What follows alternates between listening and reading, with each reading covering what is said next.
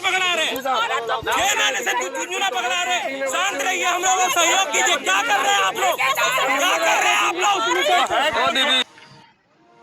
पहले तो मैं पास्टर मोजेस लोगन, मैं कहना चाह रहा हूँ कि ये ज्योति शर्मा हमारे 6-7 महीनों से हमारे हर एक चर्चेस में घुसकर डंडा और पूरा हथियार के साथ घुसती है और हमारे पास्टर सबको मारती है, पीटती है।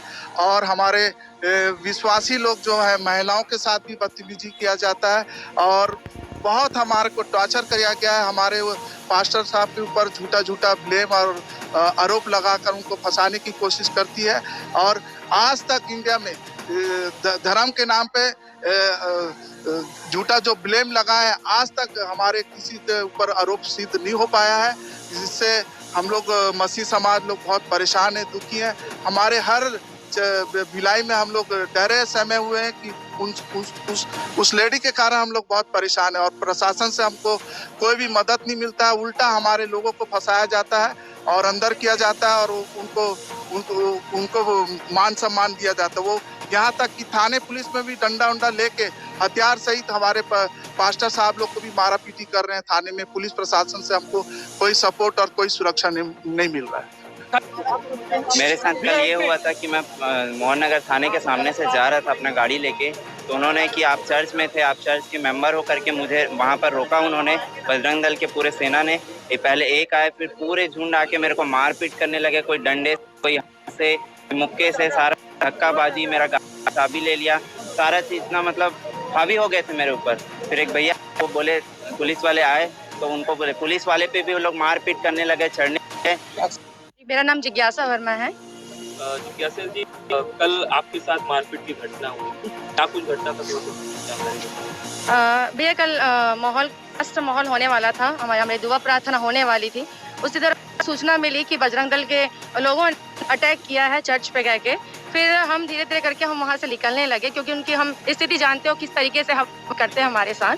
तो हम निकले, लास्ट में हम और मेरी फैमिली बची हुई थी, तो मैं अपनी फैमिली को कार के माध्यम से भेज दी। उसके पीछे हनुमान जी का स्टिकर लगा हुआ था। मैं पिछले 4 सालों से अपनी छोटी सी गवाही यहाँ पे देना चाहूंगी। मैं पिछले 4 सालों से मैं बिस्तर में थी, डॉक्टर ने जवाब दे दिया था।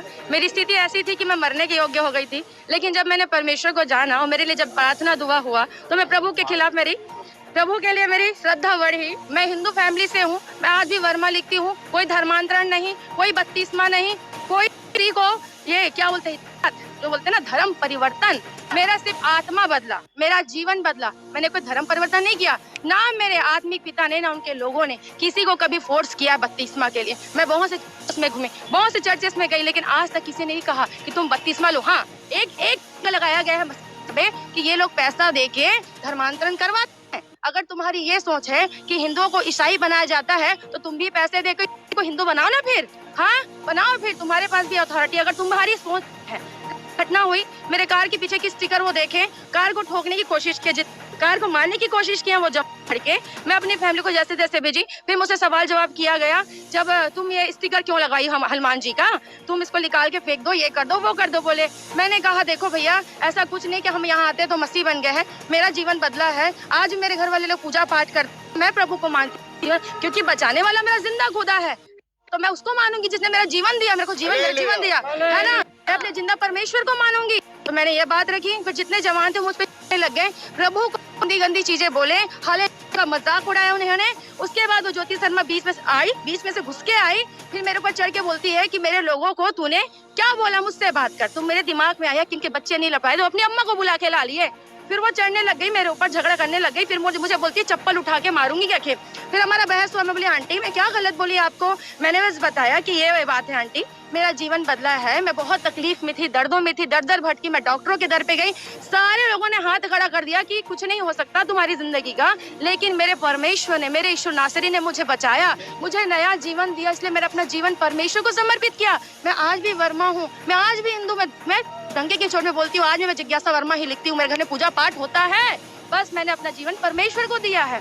ये सारी बातें हुई, आंटी मुझ पे चढ़ने लगी। पीछे से अंकल थे, मुझे नहीं पता, उनका नाम नहीं पता, राकेश शिंदे का नाम जरूर लेना चाहूंगी, क्योंकि वो चर्च में घुसे थे तोड़ फोड़ करने के लिए। जब अंदर थे तब वो एंटर किए थे।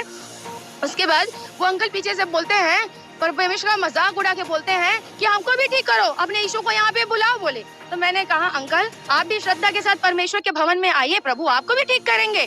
उसके बाद वो आंटी, जब मेरे को पुलिस प्रशासन के लिए एक चीज बोलना जरूर मैं चाहूंगी, क्योंकि वहाँ पे उस औरत को नहीं रोक रहे थे वो लोग, उस जवान लड़कों को नहीं रोक रहे थे जो मुझ पे चढ़े जा रहे थे। पुलिस वाले मुझे हटा रहे थे वहाँ से, मुझे धक्का देके हटा रहे थे। वो सारी कारें मुझ पे चढ़े जा रहे थे मुझे मारने के लिए। फिर मैंने जब पीछे मुझे सरकाया गया तो वो आंटी मुझे बेल्ट और डंडे लेके मारने के लिए दौड़ाई, मेरे को कंटिन्यू मेरे को अग्रसेन चौक तक दौड़ाती गई। मैं ऑटो के माध्यम से वहाँ जैसे जैसे मैं निकली, मुझे मारने की धमकी भी दी वो। आज मैं अगर एक चीज मैं डेफिनेटली बोलना चाहूंगी, परमेश्वर ने ये मौका मुझे दिया है, वो धर्म के नाम में इतना दंगेबाजी करती है। मैं उसी हिंदू धर्म पे आज सवाल करना चाहती हूँ कि हिंदू धर्म में भी छोटी बच्चियों का रेप किया जाता है, छोटी औरतों का रेप किया जाता है, तो वो कहाँ रहती है धर्म की ठेकेदार? तब क्यों सामने नहीं आती वो? तब क्यों कुछ नहीं करती वो? लेकिन हाँ, जहाँ पता चला यहाँ परमेश्वर का आराधना हो रहा है, पहुँच जाएगी मारने पीटने। मुझे एक चीज पूछना है पुलिस प्रशासन से और सरकार से भी, मुकेश काका से पूछना है, काका इसलिए सरकार बनाए थे आपको हम, हाँ, कि कोई आप कुछ भी नहीं भाई, बस मसीहों पे सताओ और बस ये झूठा आरोप लगाया जा रहा है कि ये धर्मांतरण करवाते हैं, पैसा देके धर्मांतरण करवाते हैं। पहले सच्चाई पता करिए, चर्च आइए, बैठे वचन सुनिए तो पता चलेगा आपको सच्चाई, है ना। उसके बाद वो आंटी कंटिन्यू में मेरे पीछे लगी थी, उसके बाकी चिल्ला चपाटी ये भी बोलने लगे मुझे कि ये वो लीडर है, उसको मारो। मुझे एक चीज समझ नहीं आया, वहाँ पे मेरी क्या गलती थी, मैं क्या गलत काम की, या चर्च में कौन सा गलत काम या गुनाह हो रहा था वहाँ पे?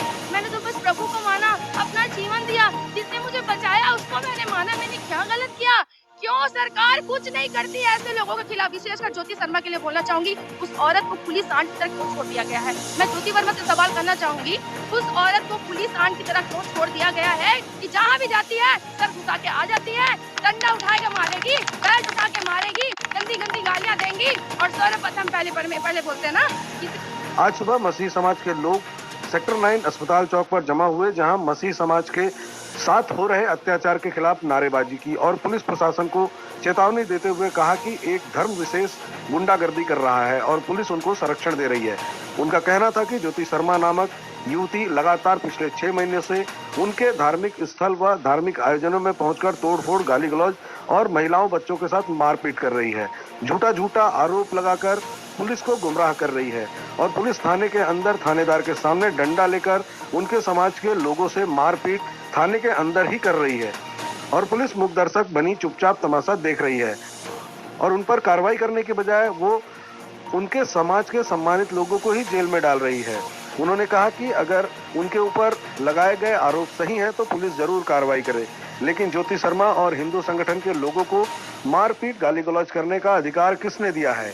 इन्हीं सब बातों को लेकर आज मसीह समाज की महिलाएं व पुरुष सैकड़ों की संख्या में जमा होकर एसडीएम को दुर्ग रेंज आईजी के नाम ज्ञापन सौंप मांग की है कि ज्योति शर्मा की जल्द से जल्द गिरफ्तारी की जाए और गिरफ्तार किए गए धर्मगुरु समेत 4 लोगों को निशर्त रिहा किया जाए।